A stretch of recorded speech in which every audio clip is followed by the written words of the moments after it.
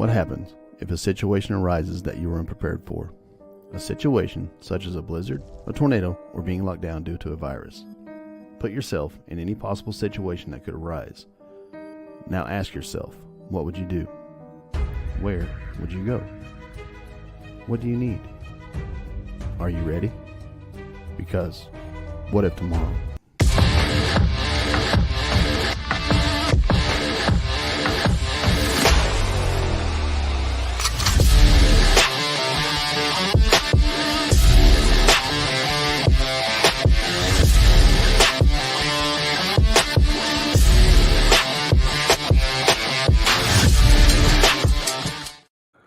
Welcome to the What If Tomorrow podcast. I'm Philip. And I'm Mark. And tonight, I'm back. Hey, guys. I'm back after this little hiatus. Had some things going on, some personal things. We meant to have a show last week. We had some personal things going on, so I had to cancel kind of last minute. But tonight, I think we have a good show for you. This is the first night. We've kind of adjusted our schedules a little bit because it was getting hectic. Trying to do 2 shows a week, and it's just pretty rough. I mean, trying to get the research and able to actually have a well-informed conversation. So we've shifted out, and we're going to alternate weeks where we're going to do 1 week. Like this week, we're doing What If Tomorrow. Next week, we're going to do On the Fringe, and we're going to do every 2 weeks. Kind of the plan. I think it'll work out better. We're about to ramp up serious at work, and it's going to be busy. So it'll allow Mark and I and Jess and Pam, when they're on with us, more time for research instead of feeling rushed and trying to get, minimal information out to you guys. But tonight, as you can see on the title, balloons, trains, explosions. Oh my, it's all going on. There's stuff happening so fast right now. You can't keep pace. You can't keep track of everything that's going on. Before I dive more in or farther in, first things first, do us a favor. Check us out over at whatiftomorrowmedia.com. That's our website. We've got affiliate links up there. We've got Duke Cannon. We've got My Patriot Supply, EMP Shield. We have merch, conflictedthegame.com. And buy us a coffee. If you can't support us in there, buy us a coffee is like, or buy me a coffee, I guess you could say. Buymeacoffee.com/whatiftomorrow. It's like $5 or something like that to throw at the channel. Got some things in mind that I would like to try. I kind of want to lean more into the YouTube videos, on top of our live shows here on YouTube and our Facebook page. We'd like to do some more to get more information out. It's kind of, and I'm going to be frank with everybody. I've had some personal issues that we've kind of, haven't spoke a lot about. Health issues, kind of things like that, health scare, and just, it's been a hectic last couple of months for me. Mentally, I wasn't where I needed to be. I felt I wasn't where I wanted to be at. But somehow, some way, things have kind of worked themselves out. Thank the good Lord, and go from there. Hopefully, we can give you guys a better presentation, a better show, with better information. With everything that's going on the last couple of weeks, I felt, and we meant to do it last week, was talk about this. All these, and it's kind of be a combined show here with the whole UFO balloon shoot down thing, the train derailment there in East Palestine, Ohio. There's just, like I said, there's so much going on, and it's all at once, and it's hard to keep your eye on the ball for one specific subject. But tonight we talked about it. We think we're just going to throw these at us and kind of share our thoughts. Share what we feel is going on. Maybe get a little conspiratorial. Who knows? Anything goes with this show. You guys know that. So, talk a little prepping. Yeah, definitely want to talk some preparedness, especially involving the ordeal going on up in Palestine. Definitely need to do that. Because I believe there's some things going on that we are not, or people aren't prepared for. Hey, George, how you doing, man? Um, but yeah. So first things first, was it? I don't remember the dates. It was Super Bowl weekend, so almost 2 weeks ago, 2 weeks or whatever. And we're in a chat group with a lot of our other podcast friends, and excuse me, and it was blowing up. My wife just says I identify as a coincidence noticer. Yes, absolutely. Um, but our chat was blowing up, and they're talking about all these different aircraft in the air, hearing objects being shot down. This is like a few days after the Chinese spy balloon, was what they're calling it, um, was shot down. And all this stuff's going on. And I hear talk, and I say I hear, in this chat, there's a mention of this train derailment going on, an explosion, huge, massive explosion, throwing chemical in the air and all that. And we'll touch more on it here in a little while. But I'm like, what is going on? It's nuts. And seeing, kind of paying attention and listening to the news and kind of reading and all that, come to find out there's 3 unidentified aircraft that got shot down. And then you start seeing all these conspiracies come out. Is it Project Bluebeam, which we really haven't touched on yet? And that may be an idea for next week. We were talking about, Mark. There you go.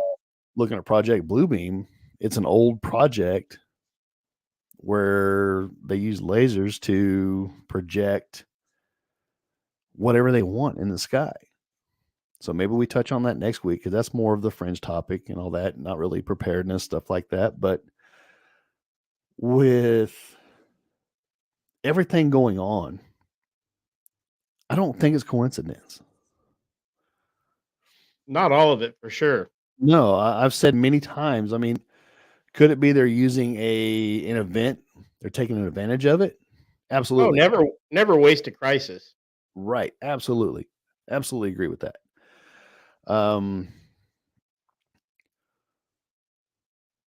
What we're looking at, right? Absolutely, George.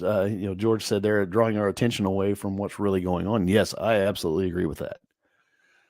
Wagging the dog. Absolutely.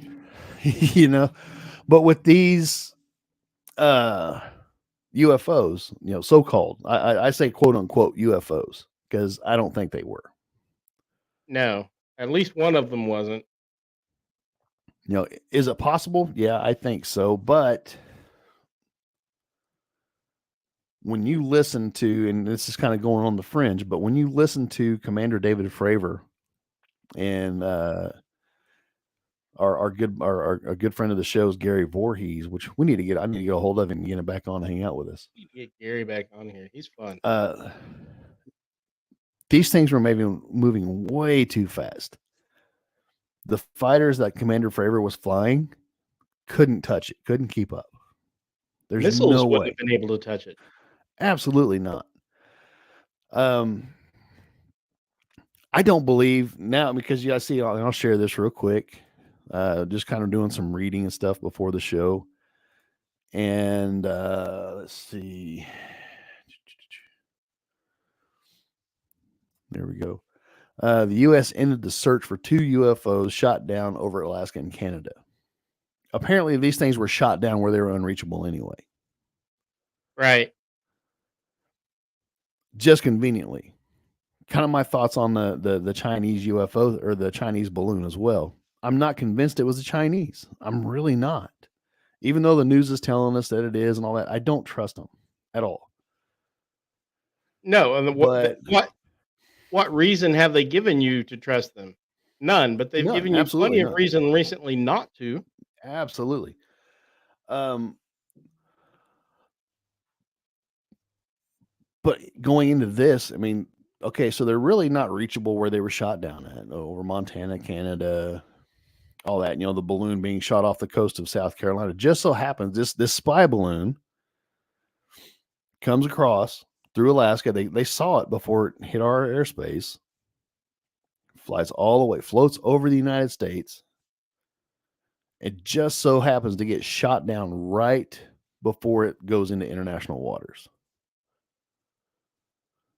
Yes, that's very suspicious. Is that? I mean, am I the only one that thinks that's strange?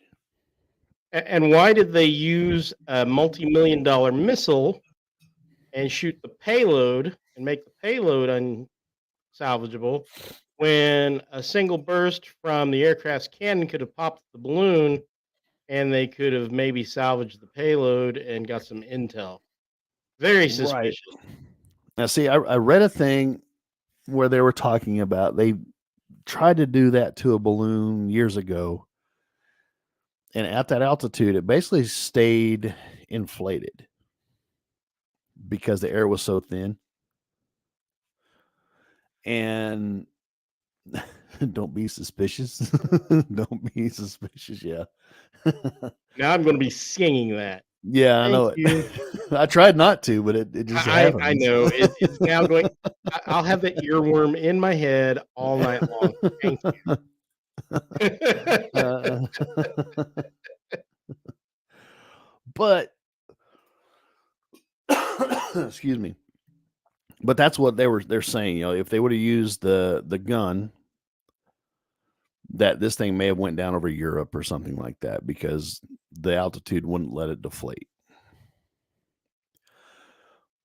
But my thoughts, okay, with my history, I mean, I'm aware of what some of the capabilities are. Granted, it's been 20 years. But they said they use an AIM-9, which is a Sidewinder.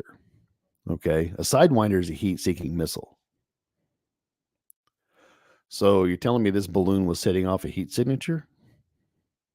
Especially, I think these new AIM-9Xs, which are supposed to be the most advanced Sidewinders we have. Because in all honesty, the Sidewinder missiles originally would even lock onto the sun, being a heat source. But with these new AIM-9Xs, that's supposed to be mitigated to where there's more accuracy and they lock onto the correct targets. So is this balloon, as you guys can see, is it putting off a heat source? I mean, unless it had a really high power transmitter. Yeah. And then I would have used an anti-radiation missile. Right. Yeah, then you use like an AMRAAM or something like that that locks on to the radio frequency or the radar frequency. And I don't know. I find it weird. I just really do. And I'm not saying I'm an expert by any stretch of the imagination. It just seems but it odd. doesn't. My gut, in my gut, it just doesn't add up. It's extremely weird. That's with the balloon. Now go back to these UFOs that were shot down. One, I think you shared it, didn't you, Mark? Yeah, Something about it was. I can bring that up on Politico. Let me see if I can share that. Yeah, let me stop sharing this so you can. Okay. Share this. Da-da-da-da-dum.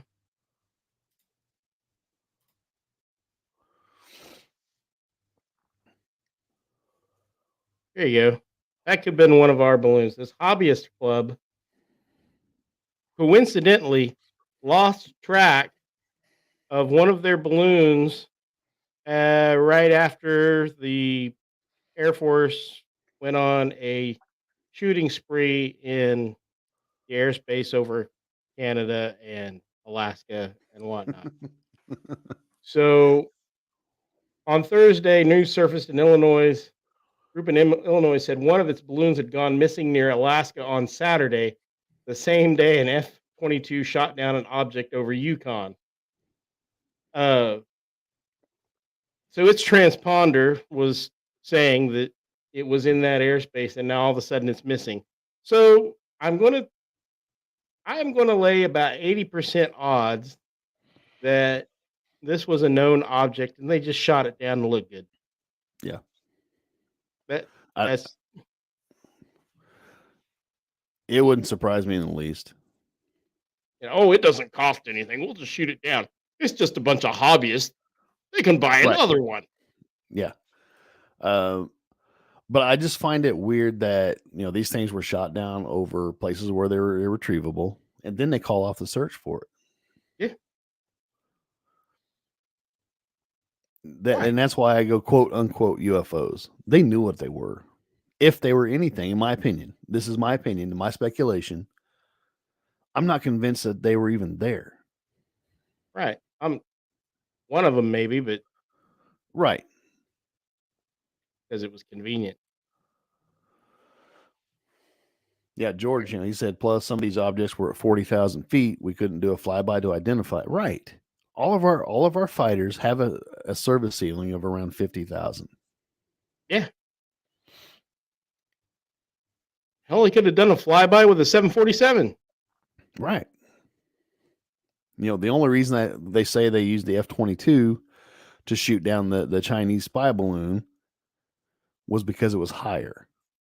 And the F-22 has a higher ceiling, which is fair. I mean, Fair enough. Yeah. um, but it's just this whole story is just It's crazy. bizarre. It is that there. It doesn't set right in my gut, if that makes sense. Um, for one, obviously, I don't trust what we're being told No, I haven't at trusted all. anything from the TV for years. No, I don't trust the official stories. I don't anything. I just don't trust it, especially in the last, I don't know, 4 or 5 years. You have a 6. hard, yeah, you can't trust anything. And now with technology, and when something we need to cover again is this whole Chat GPT AI thing, which one of the creators of the Chat GPT is saying this is starting to get out of hand. These things we need regulation. People are calling for regulation. I want to say, we've mentioned it many times. Who needs to, the time for setting the boundaries is past for that. But that's a whole nother show again. Um, I don't know. I did see this doing some reading and stuff. And I want to share it real quick. This is from The Guardian. I found it kind of comical, so I'm going to share it. It says in UK, the officials are telling them to prepare for a wave of extraterrestrial sightings in the UK. Say UFO experts. And it goes in and talks about the 4 flying objects, vastly different shape sizes, and shot down by U.S. authorities in less than 2 weeks. And while one is confirmed to be a Chinese balloon, authorities are in the dark on the other 3. No, they're not. Yeah, They just don't want to talk about it. it's just I found it funny, especially the main picture. you know, Uncle, it's my uncle. yeah. So there's a spectrum of belief, if you like, from people with thoughts similar to my own to people who think that this is a wave of aliens coming in. Said McGonagall. He does not believe little green men have visited, although nor does he think humans are alone in the universe. I don't doubt extraterrestrial life exists, he said. I think statistically there's a very high probability that it does, but I do doubt very much that it's actually visiting Earth. I wouldn't. McGonagall has spent, yeah, We're in a bad there's a, neighborhood. yeah, I mean, but again, it goes into that Project Bluebeam thing, Yeah. and they're starting to plant the seeds of an invasion and things like that. And it goes deep. I don't know if anybody here is really familiar with this whole Project Bluebeam thing, but it goes deep. And like I said, I think we need to do a show on it for sure. Yeah.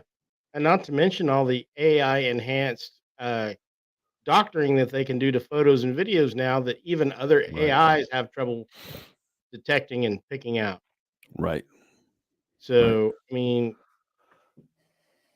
there's a lot to unpack there. Apparently, there was another balloon sighted near Hawaii today.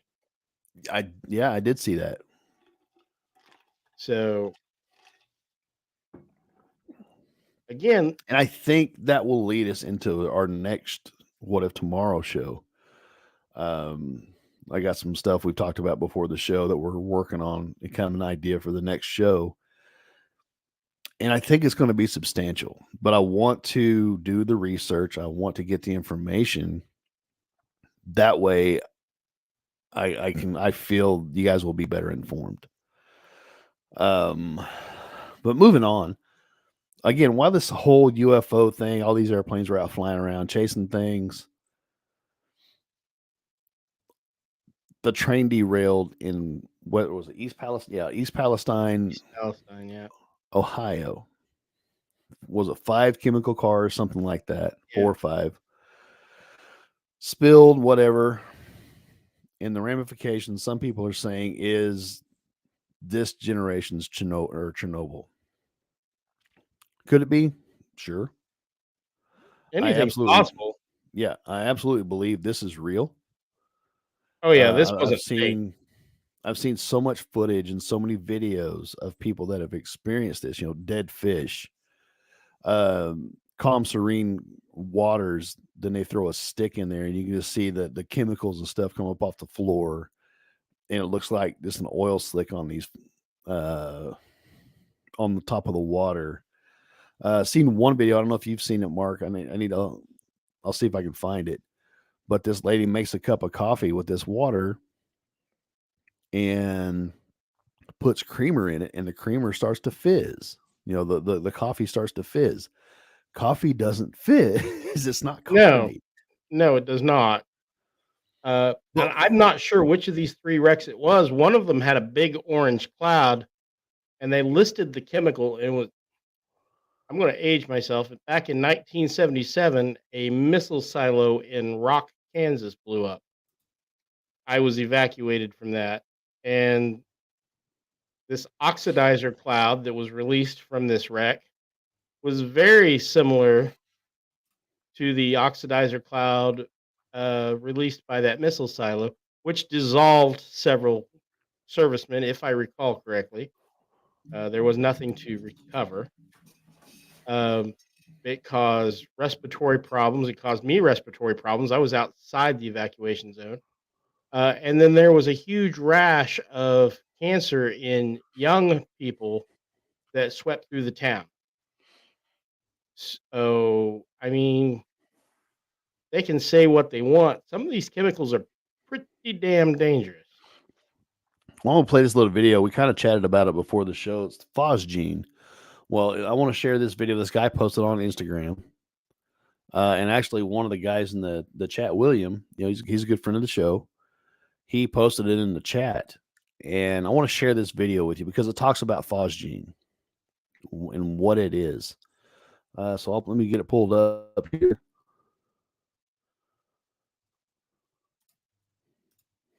Let's see if I can do this.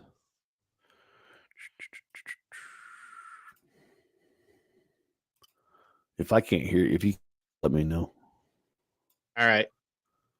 But this is him talking about phosgene. Since Instagram deleted my last reel for some reason, I don't know why, we'll try this again. Story time. If you don't know, from my other previous reel, I was a medic in the Navy. They sent me to an NBC casualty care provider course in Aberdeen, Maryland, where they spent a bunch of time teaching me how to treat chemical casualties in a nuclear, biological, and chemical attack environment. One of the first things they taught us about was phosgene. Phosgene, if you don't know, is a byproduct of burning vinyl chloride. So that train derailment in Ohio that released all the vinyl chloride around it, and then they decided to light it on fire, yeah, congratulations. All they ended up doing was creating a shit ton of phosgene. Germans used this stuff in World War I to kill everything. It's invisible. It smells like fresh cut grass when it gets to a certain point in the air, right? And it makes you choke and gasp for air, so you breathe in more of it. You feel like crap, and then basically what happens is your lungs fill with fluid and you drown to death without ever seeing water. It's 10 times more deadly than chlorine gas. It's literally the reason that we have the Geneva Conventions and the Geneva Protocol of 1925 banning the use of chemical weapons in a combat situation. It's literally the reason that we have these things. And they just set it all over Ohio. Great job, guys. Yes, I Yeah. remember studying that in school.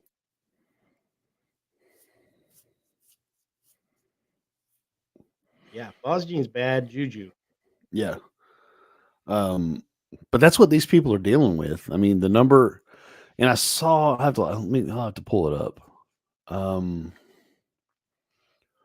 But the number of rivers that this was near, the river that this, I think the Ohio River, I think, it was near, and this river flows into the Mississippi. So this contamination is going to be pushed all the way downstream.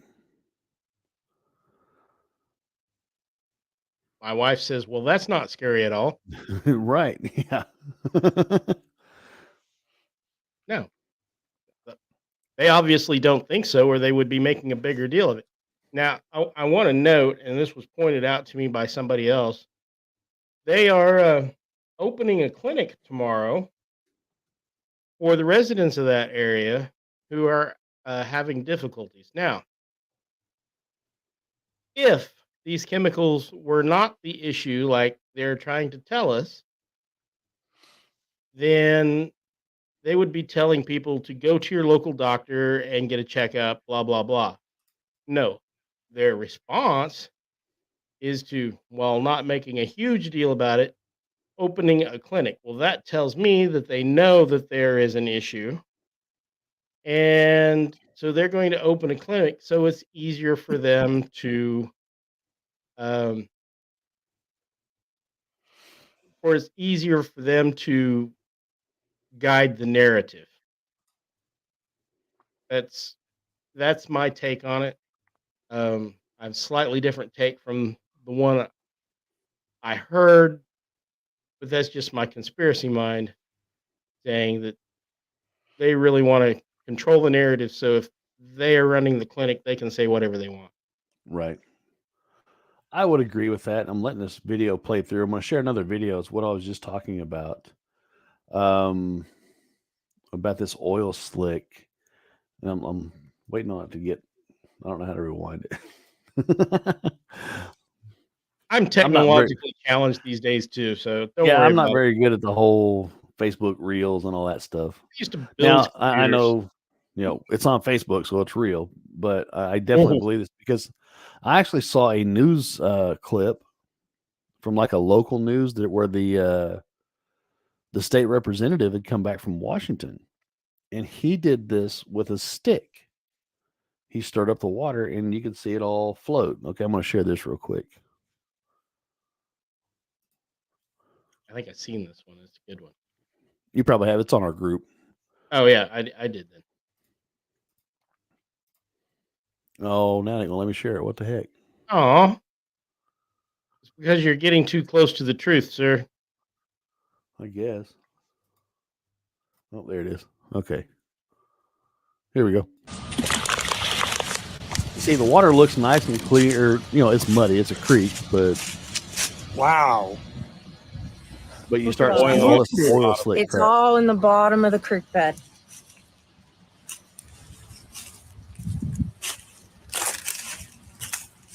And that's not just oil. Oil's not No. quite that colorful. Now look at it. Oil's more swirly. It doesn't have the.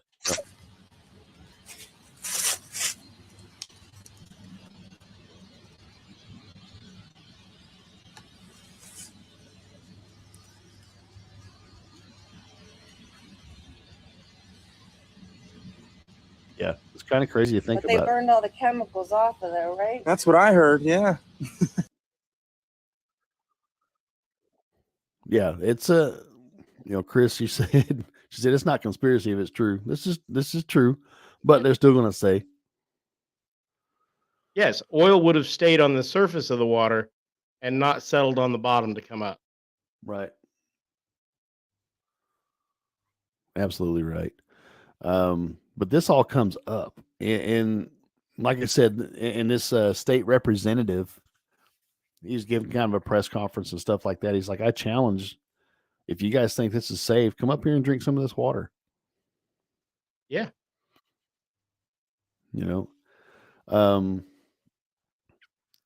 It angers me because it proves to me that they don't care. And there's more underlying problems than just this. I mean, people are, well, where's FEMA? Where's FEMA? Where's FEMA? Well, FEMA's coming out and saying, with Pete Buttigieg or whatever, however you pronounce his name. Butthead. Yeah. The transportation secretary. And some say could be a presidential hopeful.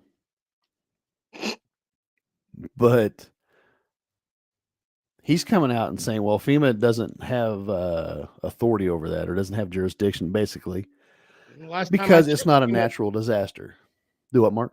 Last time I checked FEMA, yeah, it was covered. Says people, yes, absolutely. Says also people need to look at what crops are coming out of Ohio and the livestock that comes out of Ohio. Absolutely. Yeah. But he's saying, FEMA doesn't have the authority because there's not a, presidential declaration of emergency and all that stuff. Well, that's the start. And if you go to the FEMA's website and look up the Stafford Act, here we go. I'll share it. Look up the Stafford Act. So the president may make a disaster declaration under the Stafford Act when the incident has catastrophic consequences. Such declaration enables the federal government to financially support response, recovery, mitigation efforts. FEMA is the lead agency for activities carried out under the auspices of the Stafford Act and designates a federal coordinating officer to coordinate the federal response. Components of the federal response under a Stafford Act declaration are described in the detail in the response and recovery federal interagency operational plans in their oil and chemical incident annex. I can't even talk. Annex. Historically, very few chemical incidents have involved a Stafford Act declaration. I'm sorry, but I believe this warrants that. I think that one was big enough. Yes. Absolutely. Well, but there is, FEMA can deal with it. By the Stafford Act, they can deal with it. But before I go off on a rant, I'm just going to kind of tune myself down here in a minute. Chris, she said, but they'll keep selling that livestock and crops. They absolutely will. They sure will. Yeah. Because it's been deemed safe by the EPA, whereas people are complaining of having trouble breathing and all that are going back in. And I want to touch more into that here shortly, where we look at things that people should be doing, should be preparing in case this happens in your area, because it could happen anywhere. I've got a train tracks a mile down the road from me. So it could happen in anybody's area. So it's a good idea to kind of look at this from a preparedness situation. But I think the biggest reason that they're not getting the help that they need, there's several, but the biggest reason is political. Yeah, it's a red state. It's a red state. And yeah, I'll die on that hill because I truly believe that. Now, here in a couple of weeks, you're going to hear some things that you won't like from the red side too. Yeah. With everything that's going on in the world, Russia, Ukraine, all that stuff. Hey, Pam. Yay, my sister. I adopted her. She has no choice in the matter. But it's not a left-right thing to me. It's a right or wrong thing to me. They don't see it that way. No, absolutely. To them, I don't know. I don't really want to go on that huge of a rant, but to me, it's right or wrong. The government is supposed to be there to help us. Right. Right. The one time that people need help, they're not willing to step in and help. Yeah. That's not our problem. Right. They won't. They refuse. But then you hear this crap in Ukraine where Biden went over to Kiev or whatever and basically said they're going to take their that the United States is going to pay for their retirement funds and all this crap. They're not paying for ours. They're not paying for ours. They're not helping our people. They haven't helped us one stinking time. Yeah. He hasn't been there. Hasn't even been there. Even flown over in Air Force One. Hasn't been there. But he's going to, there's a possible emergency situation. And I think the ramifications of this aren't going to be noticed until weeks down the road. You're going to start seeing people get sick. You're going to start seeing people possibly die because they're taking the government at their word. And when I say the government, I'm saying the EPA. The EPA is saying this is safe. I'm sorry, they are controlled by a political entity. They will say Yes. whatever they are told to say. They do not have to tell you the truth, and they will not tell you the truth. No, they're Because going it's to not they're going to toe politically the expedient. they're going to toe the line. Just doing our jobs. No, you're not. People's lives are at stake. Yep. Well, I noticed they weren't doing anything today because it's a federal holiday. True. You guys go ahead and be dying over here. We're taking the day off. I mean, has there been any deaths yet? I don't believe so. I don't think so, but well, they've lost a bunch Hey, of Jess. chickens and foxes and all kinds of other crap. There's my other sister that I adopted and has no choice. Yeah. Animals, fish, everything is dying off. Everything. Hey, what's up there, Enzo? Happy, where's the president? Absolutely. Yeah, where's the president today? It's where's Waldo? He doesn't know, so Yeah. you're gonna have to find him. Right. But yeah, Chris made a good point there, Mark. She said, yet the EPA says you can't have a garden in Caney. Yep, because there's lead in the soil. Right. Now, I mean, I don't want to go on this tirade on the stuff that we were listening to before we got on, but he made a valid point. He was talking about how the Nord Stream pipeline was leaking methane and all this. That was a natural gas.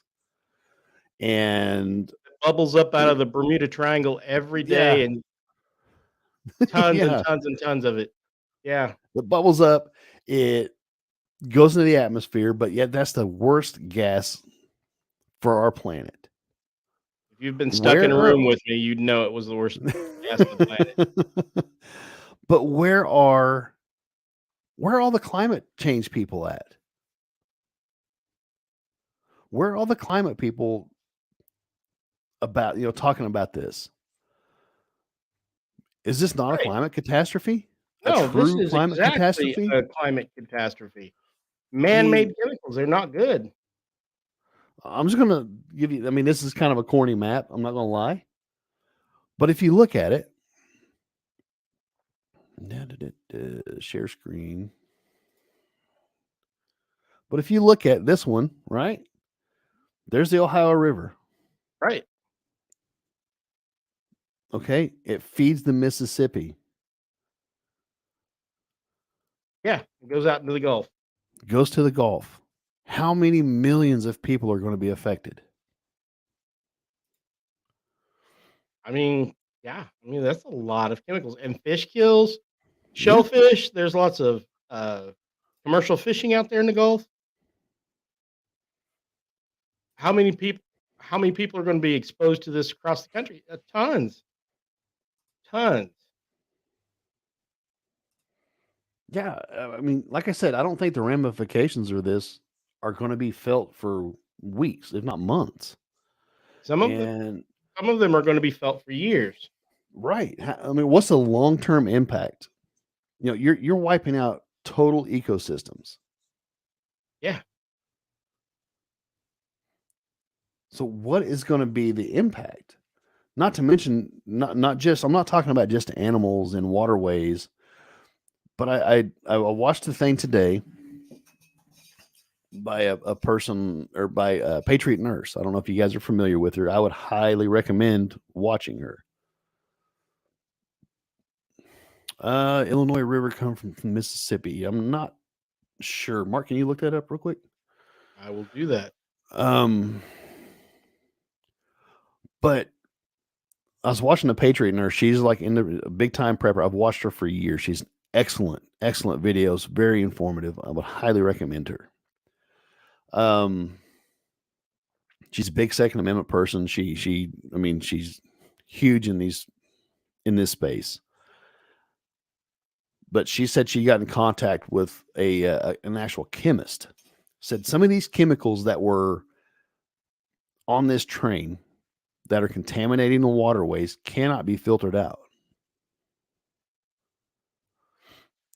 You know, these people are going under boiling orders, and the boiling point of some of these chemicals is like 175 degrees Celsius. For people that don't understand or realize, and I'm pretty sure most of the people that listen to us aren't, water boils at 100 degrees Yeah. Celsius. So you can't get to the boiling point of some of these chemicals to get it out of your water on a massive scale. They said something you could do some type of distilling. I can't remember the term for it, but you cannot Fractional just distillation. something like that. Yeah. But you can't do it on a large scale. So where does that leave you? I mean, just the water alone. You can't drink it. Obviously, the chemicals aren't being pulled out of the water. Update on your Illinois River. It joins the Mississippi north of the Ohio River. North of the Ohio. So you're probably okay if you're on the Illinois. Yeah, probably so. But yeah, just the water alone, you cannot get this out. Not to mention, with what my wife and everybody's saying about the food and all of that. The soybeans. Ohio is the number one crop is soybeans. What's soy in? Everything. Soy protein shakes, soy sauce, soybean oil that you cook with. Yep. A lot of your plain vegetable oil has a lot of soybean oil. Tofu. I mean, there's tons of stuff that they make with soy. They use That it we in consume. flour and meat. Yeah, that we This consume. is really going to affect vegans. That's their main source of protein. Right. But what about animals? I mean, silage, animal feed. Animal feed is heavy in soy. All that is heavy in soy. That's going to affect everything. Beef, pork, chicken, eggs. Speaking of Your eggs. Yeah, speaking of chicken, okay, I want to share this, and this may be I don't know. Excuse me. My wife said they have 4.9 million acres of soybeans, or 4.9 million acres of soybean. That was from 2021, so it could be more or less. But this whole you mentioned eggs. I want to throw this out there, okay? Because here a couple of weeks ago, I was watching some videos and all that, and this lady was talking about how her chickens had stopped laying. This is kind of a tangent, but I think in a way it's related. Her chickens stopped laying in September, which, if you're familiar with chickens, that's prime time. They're pumping them out. Yeah. Right? I mean, the weather's starting to cool off, man. They're pumping them out. And I was like, we really don't have that problem. But we noticed, or my wife more so than I did, I'll give her all the credit because I just go out there and get the eggs and come in. But we were getting probably, I don't know, 6-7 eggs a day. I have 23 hens. It's wintertime, production slows, obviously.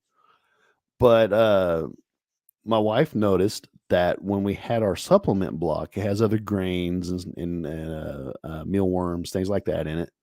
The chickens can peck on throughout the day until we get home and feed. they would increase their production with more feed. And then my wife got to doing the research, because this lady wasn't the only one. I saw many comments. I love reading comments, but this lady, there were several people also saying, yeah, my chickens stopped laying, and they were kind of pointing it back to the feed they were feeding. And my wife's like, I want to try this. So we kind of mixed up our own feed, a lot of black sunflower, wild bird seed, mealworms, which are stupid. Worms, okay? Dried mealworms for like I don't know, it's like a 5-pound bag or something like that, or maybe like 2-pound bag is like $30. I was like, God dang. Holy crap, Batman. Yeah. I need to learn how to make my own and market them. Crap. Joseph Carrera says, I wonder, is any bottled water come from the Mississippi? I'm sure they do. Possibly, yeah. No, my wife said they're a beetle larva. Yeah. But the chickens eat the heck out of them, right? Good protein source. And so we started feeding them.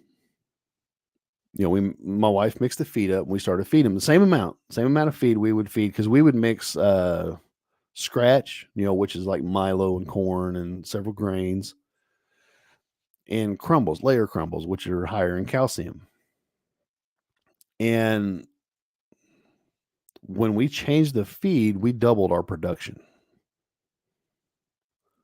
So I'm like, well, is there something to this? I don't know. I don't know, but it's kind of, I guess the only way to know would be to go back to the old way and see if production falls off.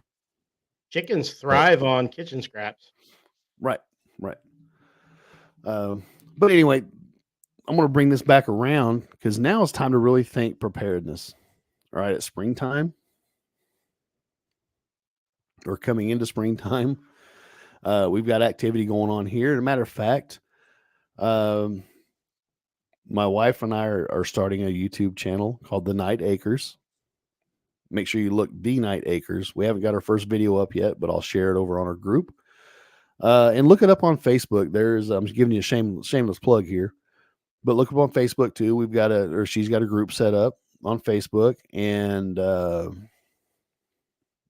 we filmed our first video last night, kind of giving an overview of what we're doing, because we're actually really trying to do something with our property this year, kind of get it organized. We've had animals for quite a while, but we're trying to get it organized to be more productive for us. Okay. Because we talk preparedness on this show, and sure, I mean, we try to take every step we can to be prepared for an incident, but this channel is going to kind of journal our journey, through all of this. So soon, we've got many projects going. I'm building a shed for our rabbits. My wife started plant starts. We got tomatoes, cabbage, a bunch of other stuff planted already. They're coming up. They're shooting up like crazy. You wouldn't believe how fast they germinated and started coming through. We put 55 eggs we gathered in the incubator yesterday. So we'll know here in about 3 weeks whether we get any chickens out of it or not. Which is kind of an experiment in sustainability, kind of being able to self-sustain, a good meat source, so we can provide for ourselves.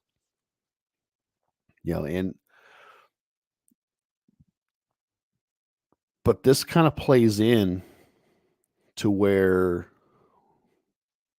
I want to go with the rest of tonight's show. This is just one aspect with what happened in Ohio. There were 3 other derailments that could have been as catastrophic the same week. Yeah.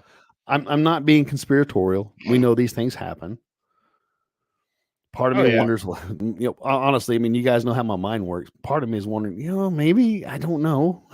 I mean, the possibility's there.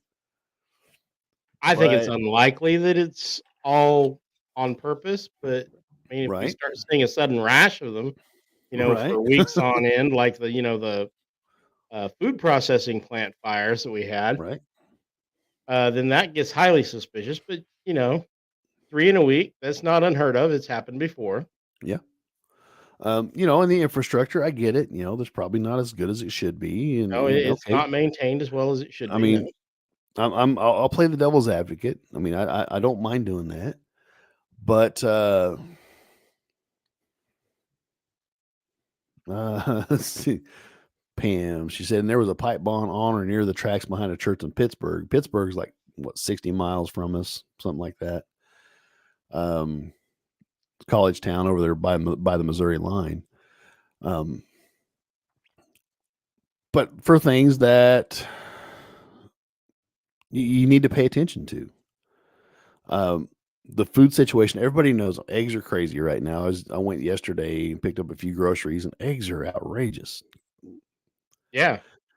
And Pittsburgh, Pennsylvania. I thought you were talking about Pittsburgh, Kansas, Pam. I didn't realize it was Pittsburgh, Pennsylvania. Sorry. But we're already tied up in food shortages, and we're short everything. Sky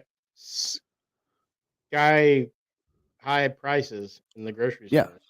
Yeah, inflation. My wife even planted some seeds from an old seed vault we had from years ago, probably 10 years ago, and they're sprouting. So it goes to show you the storage method affects it hugely. I mean, it's all packed in Mylar. But now is the time. We're coming into spring. If you want tomatoes, stuff like that, you need to get your seeds started. Go buy seeds. Yeah, they're cheaper cheap. than buying the plants. Yeah. My wife went Saturday, I want to say, and picked up some UV lights to help expedite the growth and all that and get it ready to plant. Yes, probably so. Pam said she was hearing that grains will be the next shortage / massive increase. Yeah, absolutely. Look at what's going on in Ukraine. How much wheat? Ukraine is a huge wheat producer. They're the breadbasket of that part of the world. Right. A lot like us. So it's something to think about. Find alternative means. Raise your own food if it's possible. Everywhere you can grow a windowsill garden. I know we've talked about this many times, but you can grow a garden in your windowsill if you live in the city. Get you some plants and pot some plants. Start you some tomato plants. Get together with your neighbors. Again, I'm coming back to this community thing. Community is going to be huge, especially what we're going to talk about here in the next 2 weeks. The next show here 2 weeks from now, with what we're going to talk about there, you're going to need your community. Going to need it. You got to get the ball rolling. I can't get more urgent than what I am now. Done a lot of reflecting over the past few weeks since I haven't been here and just kind of thinking about things. You got to get the ball rolling, folks. Yeah. My wife, she said Baker Creek sells dwarf varieties of tomatoes. There's little plants. I know Luis Montez, who unfortunately passed away like right after we fired back up after our hiatus last summer. Like the next day he was on our show kind of hanging out. The next day he went missing. It was crazy. Great guy, but he was getting into, they're like, I can't remember what they're called. I have to look through our chat, but he was getting into, they're like bonsai trees, but they're tomato plants or pepper plants and things like that. It was kind of cool. And he lived in Orlando, Florida. Yep. And he was growing them at home. There's a way to do it. I mean, if you can grow house plants, you can grow food plants. I kill house plants all the time. Well, it may not be for you, Mark. Yeah, I'm probably on a most wanted list at the botanist. I was thinking about getting some 5-gallon buckets and doing mini permaculture. Yep. Garden out on the patio. Yeah. Or Chris said we'll starve. I'll kill them too. We're plant murderers. Maybe, well, you can eat some kind of cactus, like prickly pear, stuff like that. They don't need a lot of that water. that we can grow. Yeah, yeah. But that's the biggest thing right now I could recommend to anybody. Right now is the time to get planting. Start getting your garden laid out. Look into permaculture. Uh, Pam, she said she'll share her tofu with it. With Um, her. that's soybeans. Yep. Yep. Better test it for chemicals. Yeah, my wife, she said, you all are in our community and we share. Yep. Yay! But that's where we're rolling with. We're building. We're building a permaculture build. Instead of your standard garden that's in a rows and all that stuff, we're just going to get it rolling. We've already got it started. We haven't planted anything yet, but we're starting to get it laid out. It's something to think about, folks. It seems to be easier. We'll see how it goes. This is our first year doing it. Need to get Joe back on and kind of talk about it as well, since it's that time of year. I Yeah, think it'd be great. I'll shoot he him a is the message. closest thing we know to an expert on. Yep. And I want to say Gary Voorhees has kind of gotten into it. That would be a good show with the both of them on. Yeah, absolutely would. As for water, have some water in storage. Especially, if you're within earshot, the stuff going on in Ohio, I would not drink that water. No. I would recommend, if it's possible, just getting out of there. Don't subject your family to that if there's any way possible. Yeah. I think instances like this is where you're going to start seeing the American people step up and help their neighbor. Because no matter what's going on, the American people always seem to help. We've got a history of it. Yeah. The bigger it's like a few years ago, quite a few years ago, was been 12 years now. Joplin got hit by the tornado. Yep. All the communities came together. They were gathering water and cash and clothes and food and truckloads and truckloads and truckloads. I remember being in queue to unload a truck for like 30 minutes because, just that many trucks, people volunteering their time and just hauling it on their own. Pickup loads, Yep. pallets of water that people just bought at the local Lowe's and threw in the back of their truck and drove to Joplin. So, Yep. Pam, that's good. Mel I can't even talk. Mel Bartholomew wrote the square foot gardening books. They're very good, especially for small spaces. there you go. Man, yeah, the internet is your friend when it comes to that stuff. There's so much information out there. Kendall. Yeah, so much information out there. You can look up whatever. Everybody knows the internet now. I mean, it's not this new thing I would anymore. order paper books just so I could Yep. have them for reference in case, you have an emergency. Yep. Oh, I can't find that. Right. Have it on hand. I mean, I would recommend that for anything. Yeah, First anything you aid. find important.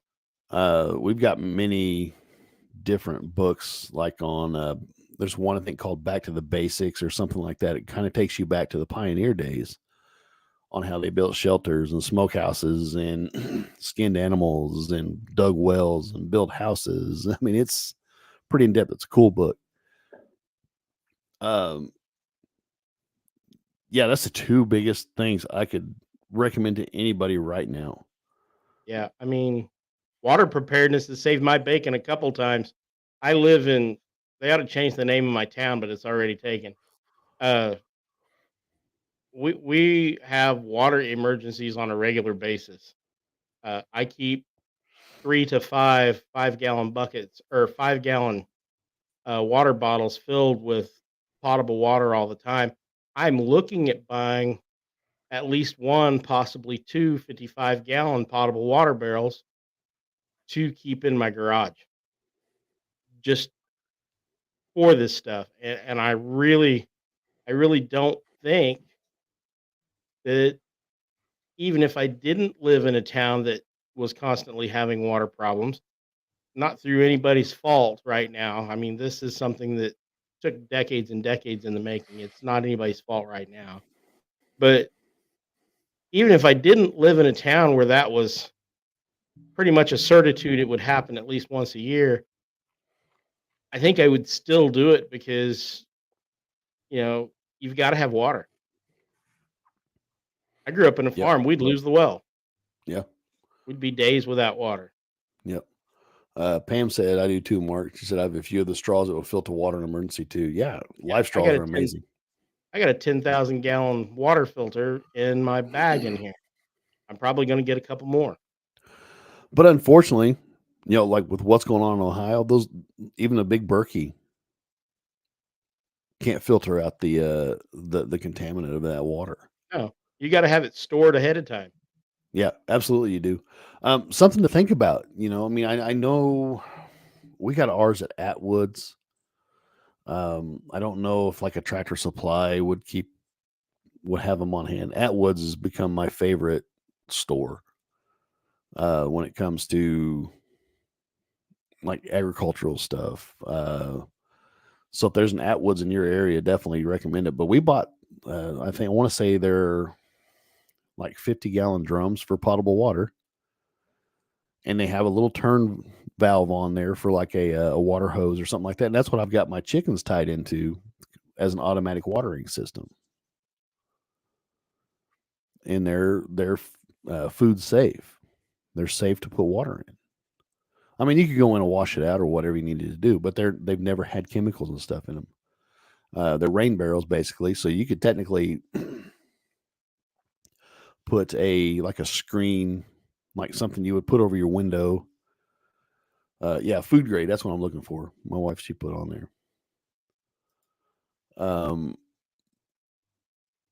But technically, you could gather your water, rainwater, anything like that, and just screen it with like a window screen or something like that to keep all the soot and the sediment and stuff out of there as much as possible. I've seen people do really elaborate stuff off their gutters with filtration and go into to water barrels like that they use to take care of their animals and water their garden. Yep. So, I think I want to say they're around $50 a piece. that's not bad. No, it's I not need bad. to We've go- got. Oh, go ahead. I need to go to Atwoods then, sounds like. Yeah. And I know some states, some localities or whatever, there's a law against collecting rainwater. I say you do you. I'm kind of at that point, Yeah, I think that's a violation of your rights as a human Yeah. being. Yeah. And that's a whole EPA thing too. That didn't come about until the EPA started making a big deal about how the government owns the water and all that crap. About waterways and ponds and crap like that. No, I mean, the water was here long before you were. So that's the way I And look it'll at be it. here long after you're gone. Right. Yeah, so I say you do you. I mean, if you feel you need to check your local ordinances or whatever, you do what you got to do. I think I did read the state of Kansas. You can collect rainwater, but I can't Yes. remember how much. I think there's a certain cutoff or whatever that you're allowed to collect. Pam posted this. Laura Ingalls Wilder house in Mansfield, Missouri, had an amazing system that took water from the gutters and ran it over charcoal into a holding cistern. Yep. Easy peasy. I mean, it's not complicated. No. And see, that's what's amazing to me is all this old technology and old ways of things are forgotten. Yeah. I've got 2 water wells on my property. Now, whether they're dry or not, I don't know. I haven't tried to tap it here in a long time. But there's an old cistern under our house where your water came in at and all that. I mean, granted, I get you can't, like in Caney, you can't go in there and just dig a well in your yard. No, lead They poisoning. frown on that, plus the lead poisoning thing. But if you have the option, something to seriously think about. No, you've got 2 wells. I mean, it wouldn't be that hard for us to check them and No. get them going. It wouldn't surprise me if they didn't dry up this last summer They'll as fill dry as it again. was. And they will. Let's see, what is probably 4 or 5 miles east of here. There's an old spring. We used to call it Spring Hill. And it's the first time I'd ever seen it run dry because it was so dry. And there's a lot. I'll have to get some pictures of it, but water levels are way down. There's a pond just down the road from me. I was down there looking at it the other day. It's probably 6 foot low. Yeah, and It's we've been crazy. having a pretty wet winter. Yeah. Yeah. I mean, not enough. I mean, we'll take all we can get, though. It's still pretty, in the big scheme of things, it's still pretty dry. Yeah. Just as a note, I went ahead and reposted the how to build a kit for emergencies from the FEMA site. At least they're good for something. Yeah. So people can refer to that on our Facebook page, and it talks about a lot of good things to have. So I would definitely recommend reading that. And remember, this is what they consider the bare minimum. Yep. So, And that's the biggest thing is these kits. I mean, you could take it verbatim, bare minimum, whatever you want to call it. But you got to build it for you. If you have Yeah. medications, if you have little kids, if you have to think for your area too. right. Your weather, right now is winter. We haven't had much of a winter, but I mean, it was 60 degrees. There's like 65 degrees today.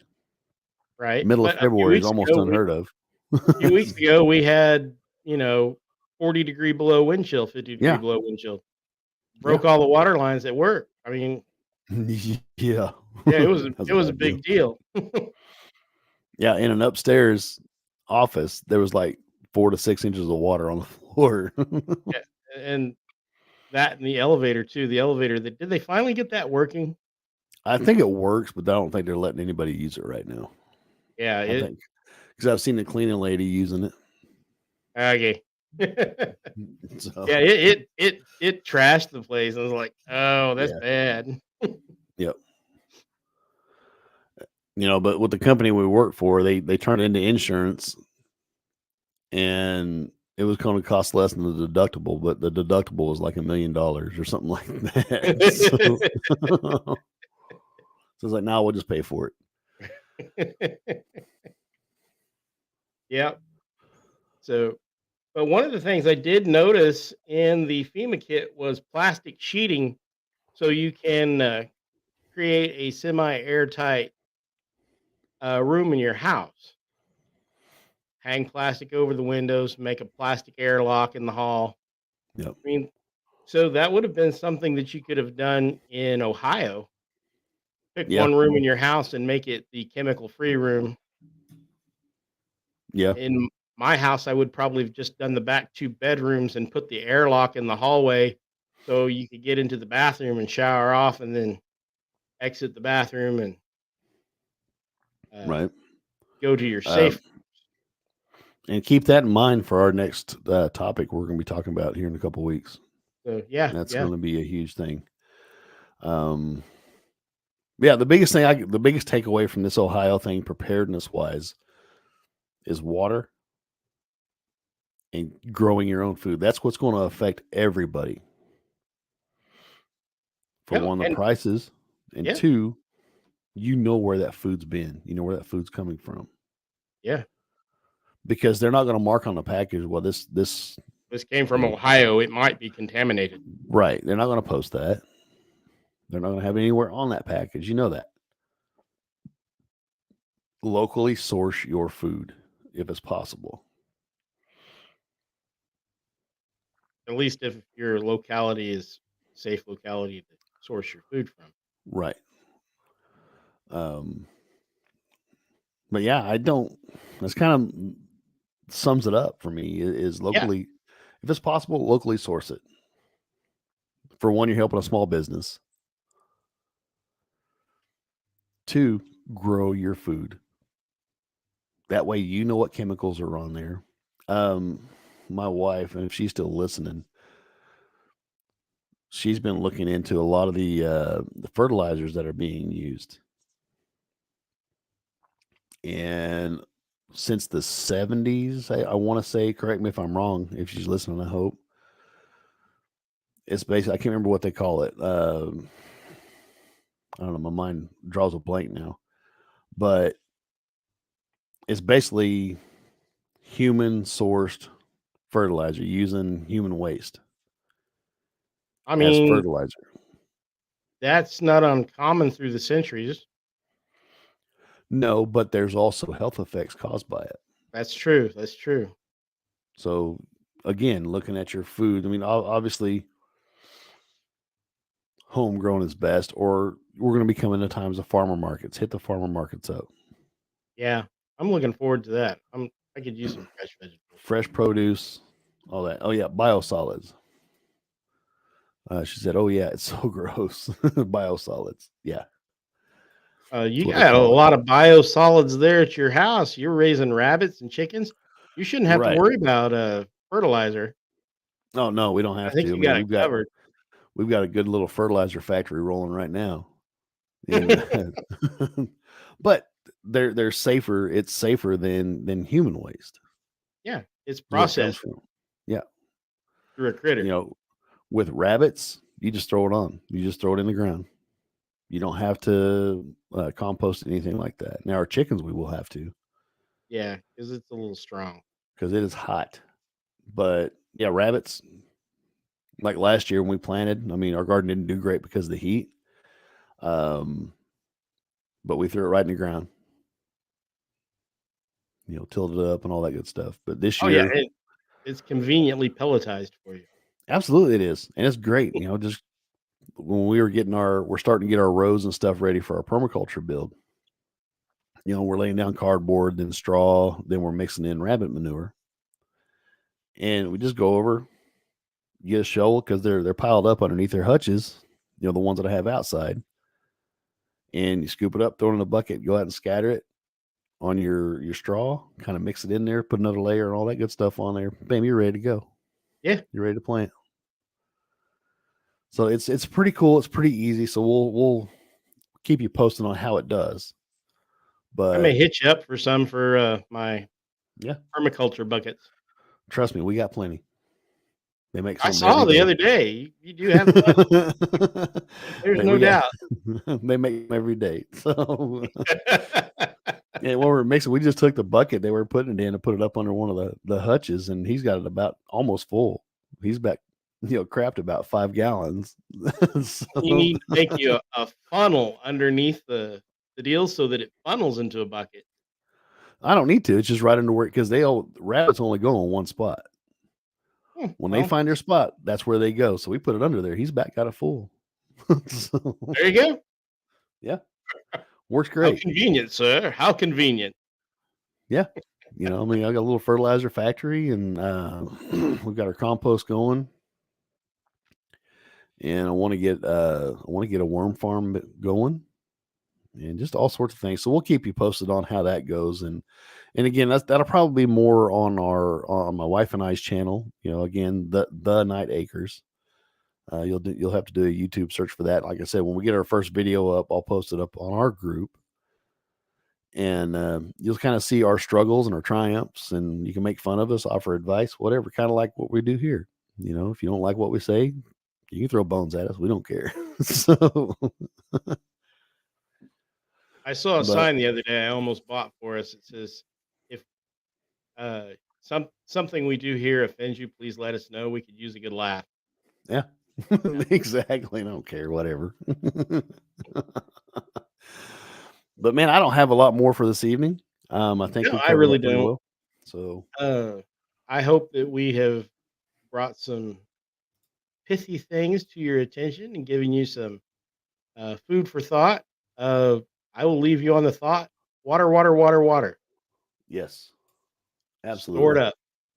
I'm going to be talking to you about your 50-gallon drums because I think I'm going to have to get me a Yeah. couple. Yeah, come out and check them out anytime.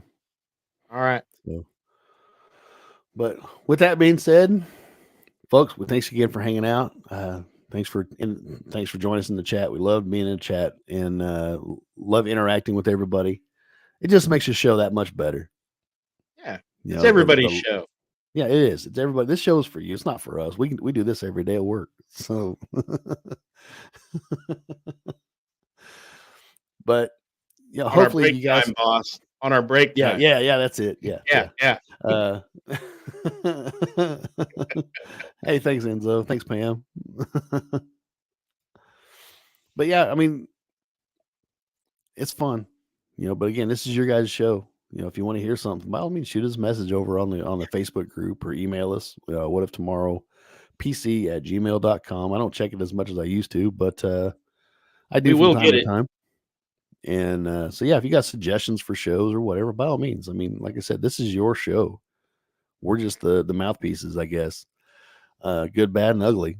So I cover that all in one person. me too. So anyway, folks, thanks for hanging out with us. And let me get this all sorted out here. And we'll catch you next episode. Good night.